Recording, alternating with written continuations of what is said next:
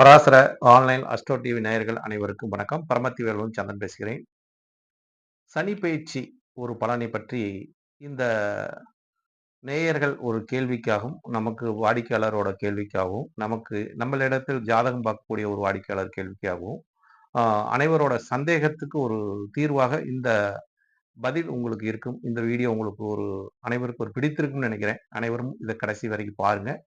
பார்த்துட்டு உங்களோட கருத்தை பதிவிடுங்கள். அதாவது சனி பெயர்ச்சி அ எந்த ஆண்டு வருகிறது என்று பார்க்கும்போது, வாக்கியப்படி 2026ல தாங்க வருது. 2026 மார்ச் மாசம் தான் வருதுன்னு வச்சுக்கங்களேன். அதாவது இந்த சனி பெயர்ச்சி இப்ப நான் சொல்லக்கூடியது வந்து திருக்கணிதப்படி, அதாவது ஜாதகத்துக்கு பார்க்கக்கூடியவங்களுக்காக இந்த பலனை நான் சொல்லுவேன்னு வச்சுக்கங்களேன். ஏன்னா, சனி பெயர்ச்சி வந்து பொதுவாக பார்க்கக்கூடியது திருக்கணிதம் தான். ஆ திருக்கணிதம் வந்து பார்த்தீங்கன்னா, ஜாதகம் பார்க்கிறவங்களுக்கு ஒரு உகந்தது. வாக்கியம் என்பது ஒரு பொதுவான ஒரு கோயில் ஓட பூஜைகளுக்கெல்லாம் நமக்கு அங்க ஒரு ஸ்தலத்திலலாம் சனி பகவானுக்கு உண்டான ஒரு பூஜை புனஸ்காரம் பண்ணி, அந்த சனி பெயர்ச்சி பத்தி அனைத்து வீடியோக்கள்லாம் ஒளிபரப்புவாங்கன்னு வச்சுக்கங்களேன். அதுதான் மக்களுக்கு தெரியக்கூடிய ஒரு விஷயம். ஆனா, ஜோதிடர்களுக்கும், ஜாதகம் பார்க்கிறவங்களுக்கும் இந்த சனி பெயர்ச்சி வந்து அ இந்த திருக்கணிதப்படி இருக்கிறவங்களுக்கு இது வந்து ஒரு நிலைப்பாட்டை கொடுக்கும். ஏன்னா, சனி பகவானோட ஒரு நிலைப்பாடு, அவரோட தன்மைகளை பத்தி ஜாதக ரீதியா பார்க்கும்போது தான் இன்னும் உணர்ந்து கொள்ள முடியும்னு வச்சுக்கங்களேன். ஏன்னா, ஜாதகத்தில் நடக்கக்கூடிய ஒரு நிகழ்வு தான் நமக்கு ஜோதிடத்தின் மேல ஒரு நம்பிக்கையே வருகிறது. அதே மாரி இந்த பிரபஞ்சத்தில் நடக்கக்கூடிய ஒவ்வொரு நிகழ்வுக்கும் அதன் தன்மைகளை வைத்து நாம் ஒவ்வொரு பலனையும் நாம் சொல்கிறோம். ராசி ரீதியாவும் சரி, லக்ன ரீதியாவும் சரி, ஜாதக ரீதியாவும் சரி, பொதுவான கருத்தும் சரி. அப்ப இந்த பொதுவான ஒரு தன்மைகளை எல்லாம் ஒரு மாற்றத்தை ஏற்படுத்தக்கூடிய கிரகமும், தடுமாற்றத்தை ஏற்படுத்தக்கூடிய கிரகமும் இந்த சனி, ராகுவும் தாங்க ரொம்ப விசேஷமான கிரகங்கள். இவர்கள் தரக்கூடிய ஒரு மாற்றமும், தடுமாற்றமும் மக்களிடத்தில் பெரிய ஒரு அதிர்ச்சியெல்லாம் உண்டாக்கும்னு வச்சுக்கங்களேன். ஏன்னா, இந்த 2 கிரகமே ரொம்ப பாவ கிரகமும் சொல்லக்கூடிய தன்மையும், இது யோகத்த செய்யக்கூடிய கிரகமும் இந்த 2 கிரகம் தான். சனி, ராகுவும் தான். அப்ப ராகு, சனி வேற சேர்க்க வேற. இந்த ஆண்டு ராகுவும், சனியும் ஒண்ணாக சேரப்போறக்கூடிய ஒரு நிகழ்வு இருக்குது. 2ம் பாவ கிரகம். ஒண்ணோட ஒண்ணு சேரப்போகுது. அது ஒரு பெரிய ஒரு பூகம்பத்தை ஏற்படுத்தும் என்று எல்லளவும் சந்தேகம் இல்ல. இருந்தாலும், இந்த தன்மை உள்ள ஒரு ராசி என்று பார்க்கும்போது, இப்ப கும்ப ராசியில் சனி பகவான் சஞ்சாரம் செய்கிறார்.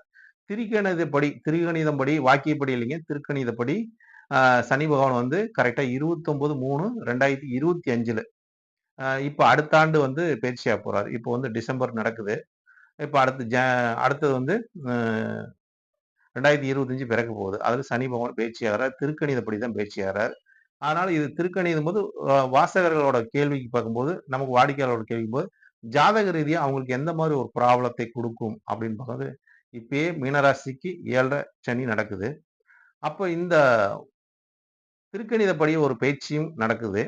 அப்ப இந்த பயிற்சி ஏதாச்சும் மாற்றத்தையும், தடுமாற்றத்தையும் எங்களுக்கு குடுக்குமா அப்படின்னு பார்க்கும்போது, அதாவது சனி பகவான் எப்பொழுதுமே ஒரு ராசிக்கு போம்போது, அந்த ராசிய வந்து ஒழுங்குபடுத்தக்கூடிய தன்மை சனி பகவான் ஒருவருக்கே உண்டுங்க. ஏன்னா 30 ஆண்டு நல்லா வாழ்ந்தவரும் இல்ல, 30 ஆண்டுகள் வீழ்ந்தவரும் இல்ல என்ற ஒரு வரலாறோட சொற்கள் வந்து இன்று வரைக்கும் நல்லா இந்த சொற்கள் வந்து அதிக இடத்தில் பேசப்படக்கூடிய ஒரு நிகழ்வும், அதே மாரி அதிகமாக இந்த 30 வருட காலமும் ஒவ்வொருத்தரும் நல்லா வாழ்ந்தவங்க கூட ஒரு சரிவை சந்திக்கிறாங்க. ஆனா ரொம்ப 30 ஆண்டு காலம் கஷ்டப்பட்டவங்க நல்லா இருக்கிறாங்க. அப்படிங்கிற ஒரு தன்மை. அதனால தான் இந்த சனி பகவான் வந்து 30 ஆண்டுக்கு ஒரு டைம் தன்னோட ராசிய டச் பண்ணுவார். அப்ப அந்த மாற்றத்த குடுப்பார். அப்ப சனி பகவான் நல்லவர் தானே என்ன பொறுத்தளவுக்கு. அவர் வந்து சனி பகவான் எந்த ராசி இப்ப கும்ப ராசியில இருக்காருங்க. கும்ப ராசியில் சஞ்சாரம் செஞ்சுட்டு இருக்காரு. அடுத்து மீன ராசிக்கு வரப்போறாரு. இந்த கும்ப ராசியில இருக்கிறவங்களுக்கு கும்ப ராசியோட சனி பகவான் கும்ப ராசிக்காரங்களுக்கு எல்லாம் ஒழுங்குபடுத்துங்க. தன்னை யார் என்பதை அறிந்து கொள்ள வண்ணமாக இந்த சனி பகவான் கும்ப ராசிக்காரங்கள தன்னை ஒழுங்குபடுத்தக்கூடிய தன்மையும், அதே மாரி இப்ப மகர ராசியில் சனி பகவான் சஞ்சாரம் செஞ்சார். 2 1/2 ஆண்டு காலம். ஏன்னா ஒரு ராசியில சனி பகவான் 2 1/2 வருட காலம் சஞ்சாரம் செய்வார்ன்னு வச்சுக்கங்களேன். இப்ப மகர ராசிக்காரங்கலாம் ஒரு தெளிவு நிலைக்கு வந்துட்டாங்கன்னே சொல்லலாம். ஏன்னா, அவங்களுக்கு விரயச்சனி வந்து, ஜென்மச்சனி வந்து, அடுத்து குடும்பச்சனி வந்து, இந்த குடும்பச்சனியிலிருந்து அவங்க வந்து இப்போ வந்து எல்லாத்துலருந்து ஒரு தெளிவு நிலைக்கு வந்து, ஒரு ஒழுங்கு நிலை ஆகக்கூடிய தன்மை இந்த மகர ராசிக்காரங்களுக்கு இந்த ஒழுங்கு நிலையை கொடுக்கக்கூடிய தன்மை. தன்னிலை என்ன? நாம் எப்படி இருக்க வேண்டும்? எப்படி வாழ வேண்டும்? இந்த சமுதாயத்தில் யாரெல்லாம் நமக்கு நண்பர்கள்? யாரெல்லாம் நமக்கு எதிரி? அப்படிங்கிற ஒரு நிலைப்பாட்டை உணர வைக்கக்கூடிய தன்மை தான் இந்த 7.5ங்கிறது வர்றது. சனி பகவான் 7.5ங்கிற சொல்றது. இந்த 7.5ங்கிறதே பார்த்தீங்கன்னா, ஒவ்வொரு ராசியிலும் சனி பகவான் வந்துங்க 2 1/2 ஆண்டு காலங்கள். அதாவது ஒரு ராசிக்கு முன்னாடியும், பின்னாடியும் இருக்கக்கூடிய ராசியில தான் 7 1/2 ஆண்டு காலம்னு சொல்லுவோம். அப்ப இந்த 7 1/2 ஆண்டு காலையும் கடந்து விட்டார்கள் மகர ராசிக்காரங்களுக்கு. அடுத்தது வந்து கும்பராசிக்காரங்களுக்கு இப்ப 5 ஆண்ட கடந்துட்டாங்க. இன்னும் அவங்களுக்கு 2 1/2 ஆண்டுகள் இருக்குது. இப்ப மீன ராசிக்காரங்களுக்கு முழுவதும் 7 1/2 ஆண்டுகள் இருக்கிறதுன்னு வச்சுக்கங்களேன். அப்ப இந்த மீன ராசிக்காரங்களுக்கு 7 1/2 ஆண்டுல இப்ப அவங்களும் 2 1/2 ஆண்ட கடந்துட்டாங்க. இன்னும் 5 ஆண்டுகள் அவங்களுக்கு முழுசா இருக்குது. அப்ப இந்த 5 ஆண்டுகள் இருக்கும்போது அவங்களுக்கு இப்ப அவங்களுக்கு மீன ராசிக்காரங்களுக்கு இந்த 2025 மார்ச்ல இருந்து சனி பகவான் திருக்கணிதப்படி வராரு. அப்ப திருக்கணிதப்படி வந்தாலும் மீண்டும் அவர் வந்து வாக்கியத்திலும் அதே இடத்துலயே தான் இருக்க போறார். அப்ப இந்த சனி பகவானோட சஞ்சார காலங்கள் எந்த மாரி ஒரு நிகழ்வை குடுக்கும் அப்டின்னா, சனி பகவான பார்த்து யாரும் என்ன பொறுத்தளவுக்கு பயந்து கொள்ள தேவையில்லை என்ற பொறுத்தளவுக்கு. ஏன்னா, அந்த ராசி சனி பகவான் வந்து எப்பொழுதுமே ஆடம்பரத்தை விரும்பாத ஒரு கிரகங்க. ஆடம்பரம் பண்ணவங்களே அந்த ஆடம்பரத்துக்கு உண்டான ஏன் ஆடம்பரம் பண்றேன் அப்டின்னா, அவங்களுக்கு ஒரு வழிகாட்டக்கூடியவர் தான் சனி பகவான். ஏன்னா, சனி என்பதே சேவை செய்யக்கூடிய ஒரு கிரகம். ஏன்னா, இந்த சேவை செய்யக்கூடிய உழைப்பாளி, உழைக்கும் கிரகங்கள், அதாவது அதிக வேலை செய்யக்கூடிய கிரகங்கள்லாம் சனி தான். அதனால தான் சனி வந்து தொழில்காரங்கன்னு சொன்னாங்க. இரும்பு சம்மந்தமான தொழிலுக்கு சனின்னு சொன்னாங்க. அதே மாரி அ அப் அனைத்து கீழ்நிலை தொழிலுக்கு எல்லாமே சனிதாங்க. அப்படிங்கிற ஒரு தன்மையெல்லாம் சொல்லிட்டாங்கன்னு வச்சுக்கங்களேன். அப்ப சனி என்பது உழைக்கக்கூடிய கிரகம். அப்போ உழைப்பவர் எப்பொழுதுமே நமக்கு வேர்வை சிந்துனா நமக்கு நல்லது.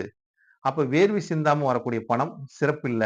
அப்ப இந்த காலகட்டங்கள் சனி 7 1/2ன்னு ஒரு ராசிக்கு வந்துருச்சுனாவே, இப்ப மீன ராசிக்காரங்க வந்து வேர்வை சிந்தாம பணம் சம்பாரிச்சாங்கன்னா, சொகுசா இருந்தாங்கன்னா, அவங்கள சொகுசா சனி பகவான் இருக்க விடமாட்டாருங்க. கஷ்டப்பட வைப்பாருங்க. கஷ்டப்பட வச்சா தான் தன்னிலை உணர்ந்து வாழக்கூடிய ஒரு அமைப்பு உண்டாக்கும்னு வச்சுக்கங்களேன். அப்ப இப்ப மீன ராசிக்காரங்களுக்கு இந்த சனி பகவானோட பெயர்ச்சி காலம், அவருக்கு இப்ப 2 1/2 ஆண்டு காலங்களும் விரைச்சனி நடந்துட்டு இருக்குதுங்க. சுப விரயங்களும் நடக்கும். தேவையில்லாத செலவுகள் நடக்கும்.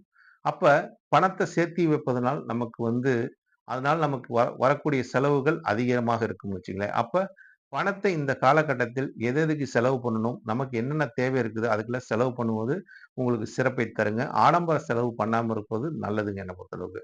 அதே மாரி இந்த சனி பகவான் வந்து இப்ப ஜென்ம சனியா வரும்போது மீன ராசிக்காரங்களுக்கு ஜென்ம சனிங்கும்போது அந்த அந்த ராசியாதிபதிய பாதிக்கும். அப்ப ராசியாதிபதினா யாரு? மீன ராசிக்காரங்களுக்கு யார் யார் இருக்காங்களோ, அதாவது பூரட்டாதி நட்சத்திரத்தில் பிறந்தவங்க, உத்திரட்டாதி நட்சத்திரத்துல பிறந்தவங்க, ரேவதி நட்சத்திரம் இந்த 3 நட்சத்திரத்துல பிறந்தவங்க மீன ராசிக்கு அவங்களுக்கு ஜென்மச்சனின்னு சொல்லக்கூடிய தன்மை.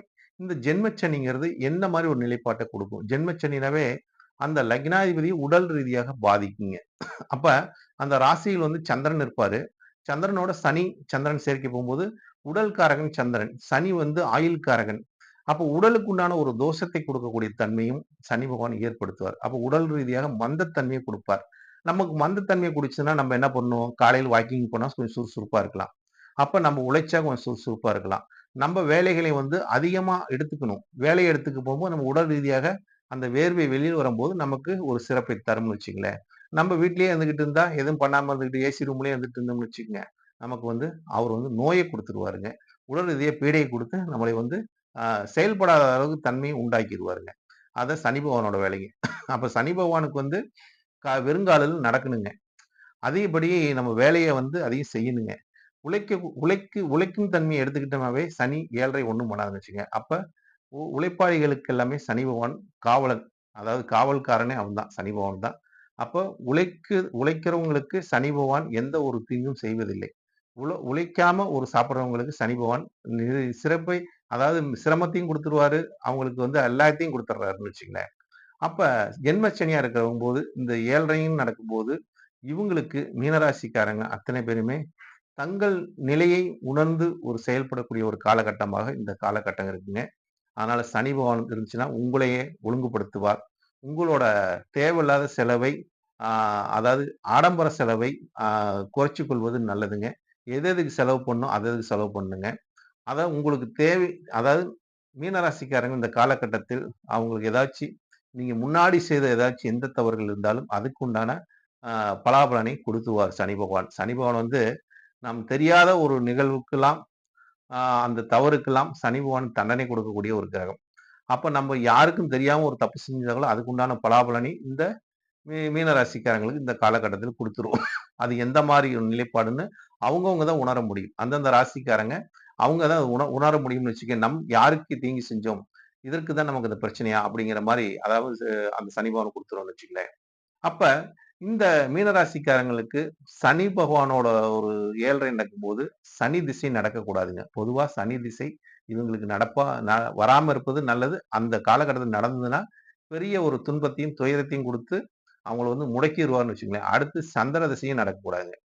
சனி, சந்திரன் திசை 2மே நடக்காம இருந்தா, இவங்களுக்கு 7.5ங்கிற பாதிப்பு ஒண்ணும் வராதுங்க. அதே மாரி சனி பகவானோட ஒரு உண்மையான ஒரு நிலைப்பாட்டை உணர்ந்து செயல்படும்போது, அது அவருக்கு உண்டான ஒரு நிலைப்பாட்டை நமக்கு உணர்த்தி காட்டுவார்ன்னு வச்சுங்களேன். எப்படின்னா, இப்ப சனி பகவான் எடுத்துக்கிட்டீங்கன்னா, மக்களுக்கு காரகன், உழைப்பு காரகன். அப்ப நம்ம உழைக்கிறவங்களுக்கெல்லாம் சனி பகவான் ஒரு பக்கபலமா இருப்பாருங்க. அவங்ககிட்ட இருந்து நம்மளை காப்பாத்திக் கொள்ள முடியும். அப்ப பிறருக்கு நம்ம சேவை உழைக்கிறவங்களுக்கெல்லாம் ஒரு தான தர்மங்கள் செய்யும்போது, தான தர்மங்கள கஷ்டப்படுறவங்களுக்கு தாங்க செய்யணும். சும்மா இருக்கிறவங்களுக்கு கொண்டு சோத்த குடுத்தோமா, அவன் இன்னும் சோம்பேறி ஆயிருவானுங்க. யார் கஷ்டப்படுறாங்களோ அவங்களுக்கு ஒரு உதவி செய்வது, யார் முடியாம இருக்கிறாங்களோ அவங்களுக்கு ஒரு உதவி செய்வது. இந்த மாரி நம் நம்மகிட்ட தேடி வரவங்களுக்கு ஒரு உதவி செஞ்சு, நம்ம தேடி போய் ஒரு உதவி செய்வதும், இந்த காலகட்டத்தில் செய்வது உங்களுக்கு மீனராசிக்காரங்களுக்கு ஒரு விரைய செலவுகள் குறையும். அதே மாரி இந்த காலகட்டத்தில் நீங்கள் உங்களை உணரக்கூடிய ஒரு நிலைப்பாட்டை சனி பகவான் ஒவ்வொரு நிகழ்வும் உங்களுக்கு சுட்டிக்காட்டிக்கிட்டே இருப்பாருங்க. அதனால சனி பகவானை பத்தி பயந்து கொள்ள வேண்டாங்க. நம் சேவையும், தர்ம காரியங்களும், தர்ம நிலைப்படி வாழ்வதும், நல்லதை பேசுவதும், நல்லதை செய்வதும், நம்மளோட நிலைப்பாட்டை உயர்த்திக் கொண்டே இருந்தோமா, நமக்கு சனி பகவானால எந்த ஒரு தீங்கும் கிடையாது. அதனால சனி பகவான் நமக்கு நன்மை தான் செய்வாரு. சனி பகவான் தீங்கு செய்வாருங்கிறது ஒரு புரளியாக பரப்பி விட்டாங்க. சனி பகவான் உண்மையான ஒரு கிரகம் தாங்க. எதுக்கு ஆசைப்படாத ஒரே கிரகம் எதுன்னு கேட்டீங்கன்னா, சனி பகவான் மட்டும் தாங்க. ஒரு கிரகத்திலேயே எதுக்கு ஆசைப்படாத ஒரு கிரகமே, சனி பகவான் ஒரு நல்ல துணி கூட போட்டுக்க மாட்டாருங்க. அவரு எதுக்கு ஆடம்பரம் பண்ணாத ஒரு கிரகம். அப்ப அந்த கிரகத்த போய் மோசம்னு சொல்லக்கூடாது இல்லைங்க. சனி பகவான் நீண்ட ஆயுள குடுக்கக்கூடிய கிரகங்க. உடல் ஆரோக்கியத்த குடுக்கக்கூடிய கிரகம் அவர்தான். அவரு தாங்க அறிவ குடுக்கக்கூடிய கிரகமும் அவர்தான். அவரு தான் நமக்கு உழைப்ப குடுக்கக்கூடிய கிரகம். பணத்தையும் குடுக்கக்கூடிய கிரகம் அவர்தான். சனி பகவான் தான் எல்லாமேங்க. அதனால சனி பகவானை வணங்குவோம். சனி பகவான் வணங்குவது எப்படி என்றால், பிறருக்கு நம் தர்ம காரியங்களை செய்யும்போது, பிறருக்கு சேவை செய்வதன் மூலம் சனி பகவான் நமக்கு பக்கபலமா இருப்பார் நண்பர்களே. நன்றி, வணக்கம். வாழ்க வளமுடன். பரமத்தி வேலூரன் சந்திரன். உங்களுக்கு இதுல ஏதாவது சந்தேகம், ஏதாச்சும் உங்களுக்கு ஒரு கேள்வி ஏதாச்சும் இருந்ததுன்னா, இந்த யூடியூப் சேனல் வழியாக பதிவிடுங்க. நிச்சயமா உங்களுக்கு உண்டான கருத்தையும் பதிவிடுகிறேன். உங்களோட ஜாதகத்தில் ஏதாச்சும் ஒரு கேள்வி, சந்தேகம் இருந்தா, உங்களோட ஜாதகத்தில் டைமும் போட்டுக்குங்க. பிறந்த ஊர் போட்டுங்க. உங்களோட நட்சத்திரம், உங்களோட ராசி, உங்களோட லக்கினம் எது என்று பதிவு பண்ணுங்க. அதுக்கு உண்டான ஒரு பலாபலனையும் உங்களுக்கு நான் இந்த சேனல் வழியாக உங்களுக்கு பதிவிடுகிறேன் நண்பர்களே. எனக்கு நேரம் கிடைக்கும்போது. வாழ்க வளமுடன். மீண்டும் ஒரு பதிவில் சந்திப்போம் நண்பர்களே.